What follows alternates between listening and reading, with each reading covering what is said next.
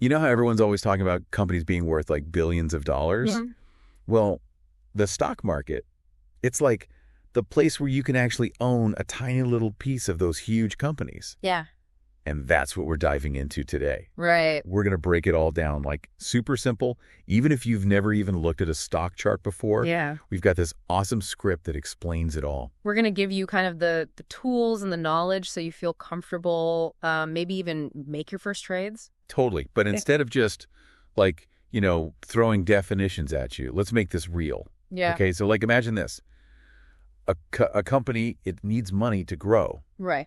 Right. Right. Man, it's kind of obvious. Sure. So they could get loans. That's one way. Yeah. But they can also like sell little pieces of themselves, almost like a stock quick. Shares. Yeah. Shares of stock. Yeah.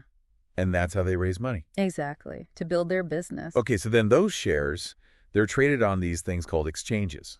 Like the New York Stock Exchange? Yes. You've probably seen pictures of it, those traders like yelling and making deals on the floor. So crazy. It's like a movie or something. Yeah. But okay, so then you've also got these things called like the S&P 500, the Dow Jones. Yeah. Those are indexes. Right. Like a bunch of stocks grouped together. Exactly. So instead of looking at every single stock out there, you can use an index to see how like a specific part of the market is doing. So the S&P 500, it's like the 500 biggest U.S. companies, right? Exactly. Kind of gives you a pulse on the overall market. So if it's high, things are generally good, Right. like a health check, but for the entire market. But Yeah. why? Why do people even invest in the first place? Well, there are two big reasons. The first is growth. Basically, your investment becomes worth more over time.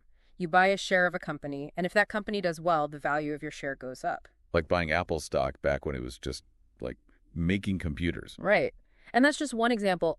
There are countless stories of people investing in companies early on and seeing massive returns. So you're not just saving money, you're potentially like multiplying it. That's wild. That's the idea. But there's another side to it, too. It's not just about growth. It's also about income. Okay, how does that work? Dividends. Oh, right, dividends. Yeah, so think of it like this.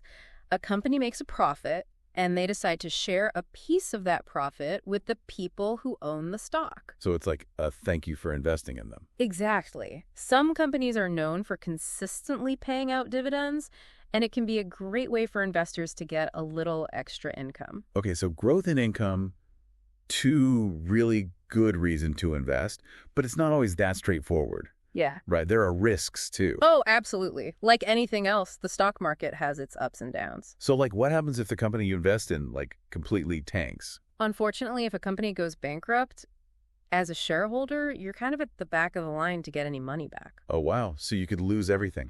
It's definitely possible, and that's why doing your research before investing is so important. You never want to invest more than you can afford to lose. So research is key. Got it. But like, how do you even buy or sell stock? What's the process? Do I need like a special code or something?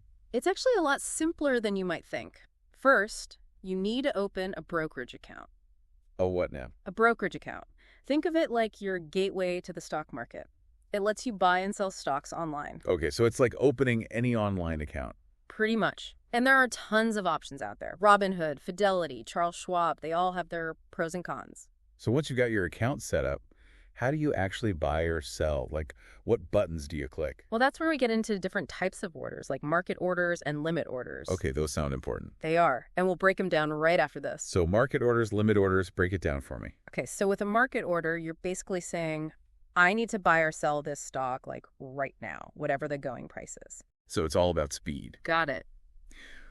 But what if I'm like trying to be a little more careful, about the price I'm getting? That's where limit orders come in. So you set the max price you're willing to pay or the minimum you're willing to sell for, and the order only goes through when that price is hit. Ah, so it's like setting my price target. Exactly. And to make it even more, controlled, you can also use a stop loss order. What's that? Okay, so say you buy a stock at like $50 a share, right? Yeah.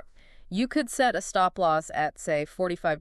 So if the stock starts dropping and hits $45, your order automatically turns into a market order, selling your shares before it goes any lower. Oh, okay. So it's like a safety net. I like it. Yeah.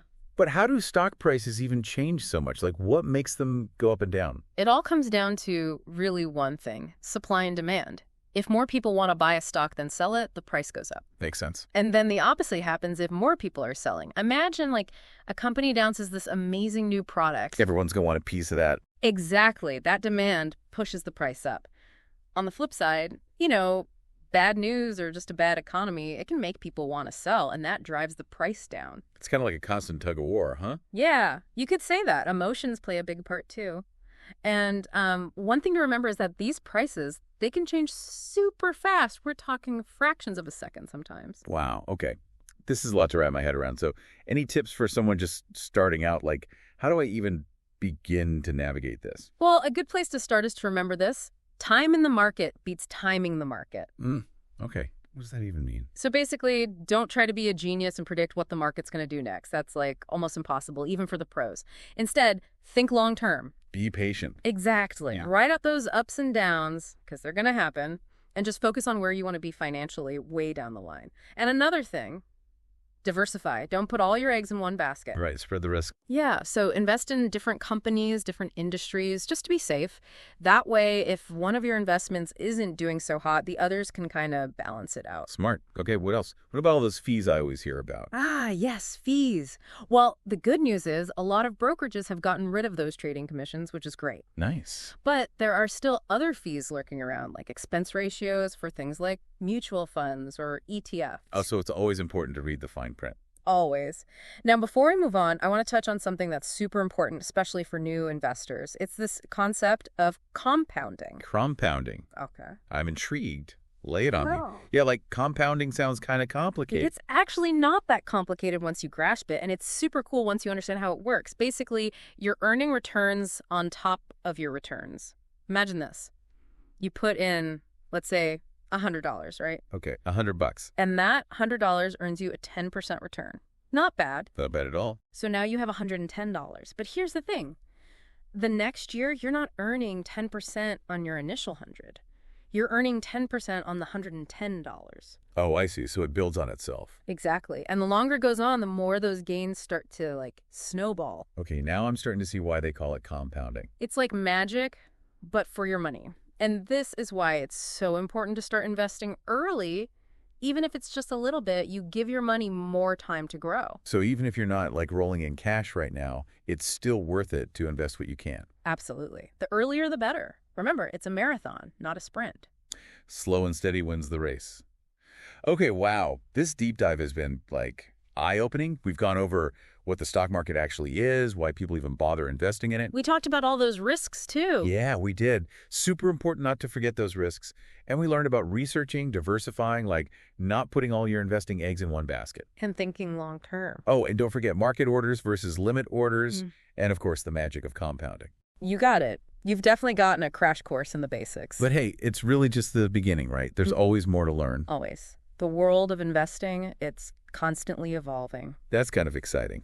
So for everyone listening, here's a little something to think about. Now that you understand the basics, what company or industry really sparks your curiosity? What will you go research first? Because your investing journey, it all starts with that first step. Happy investing, everybody.